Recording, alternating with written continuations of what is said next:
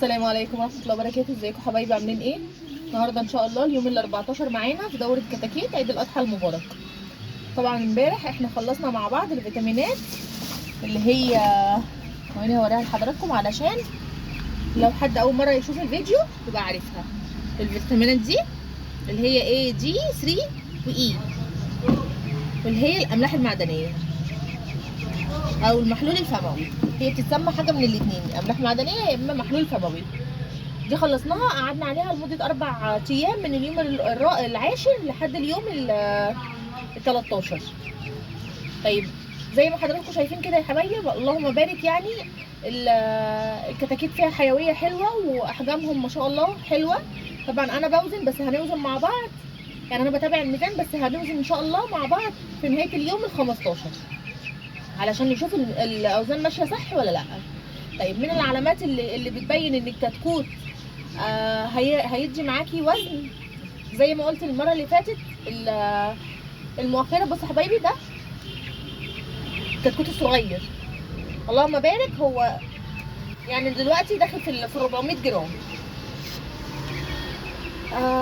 طبعا زي ما قلنا كده المؤخره بتاعت الفرخ او الكتكوت لما بتبقى نازله لتحت كده، ده علامه على ان الكتكوت هيرمي معاك وزن. كمان حاجه من الحاجات ان هو يبقى مدي الجناح بس، يعني لما بيطلع بصوا الجناح بس، لكن جسمه ملط، يعني ما فيهوش ريش، ما بيطلعش ريش بسرعه. ده من العلامات اللي هي بتدل ان الكتكوت هيدي معانا وزن. طيب هنسمي الله والنهارده كده ان شاء الله. انا بس حطيت الميه نضيفه لان احنا بنفصل عن العلاج اللي احنا خدناه امبارح، اللي خلصناه لحد امبارح، يعني اللي هي الفيتامينات. فالنهارده بنفصل بميه نضيفه خالص ما فيهاش اي حاجه، ما حطيتش اي اضافات. من بكره باذن الله هنبتدي نحط الاضافات وهقول لكم ايه هي، لان احنا في صيف.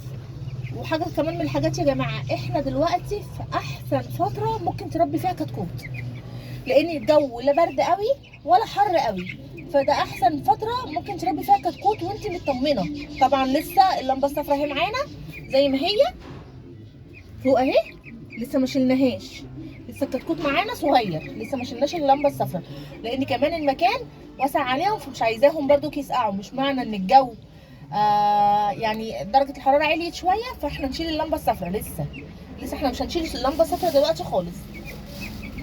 وكمان كنا بنتكلم في ان دي احسن فتره ليه، لان الجو حلو معاكي، الكتكوت هيبقى حيوي، مش هيحتاج منك ادويه كتير، ومش هيحتاج منك اللي هم لسه اول مره ومش ما عندهمش خبره قوي يعني في تربيه الكتاكيت، مش هيحتاج منك خبره كبيره ان انت تطلعي كتكوت حلو.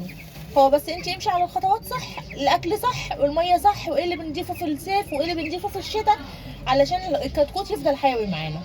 معلش انا اسفه لو الحلقه النهارده طولت معاكم، بس كنت حابه اقول لكم كل المعلومات ديت. دلوقتي انا حطيت لهم اهو الميه، واحط لهم كمان العلف.